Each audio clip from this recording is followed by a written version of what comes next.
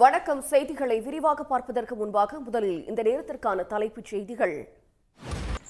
இனி விரிவான செய்திகள். இந்தியாவில் இருந்து இறக்குமதி செய்யப்படும் பொருட்கள் மீதான 25 விழுக்காடு கூடுதல் வரி இன்று முதல் அமலுக்கு வருகிறது.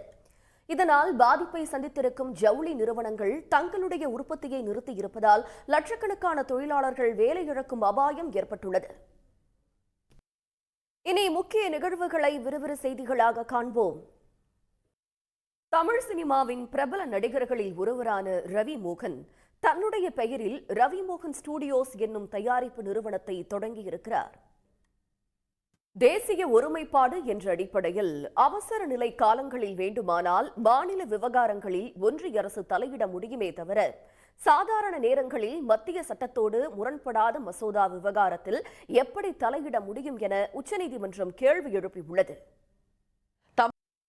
பூச்சிக்கொல்லி உரங்கள் பயன்பாடு என்பது இந்தியா முழுவதும் அதிகரித்திருக்கும் நிலையில் அரசின் துரித நடவடிக்கையால் இயற்கை விவசாயத்தில் தமிழ்நாட்டில் முதன்மை மாவட்டமாக திண்டுக்கல் மாவட்டம் திகழ்கிறது. விநாயகர் சதுர்த்தியை ஒட்டி திருச்சி மலைக்கோட்டை கோயிலில் மாணிக்க விநாயகருக்கு 75 கிலோ கொழுக்கட்டை.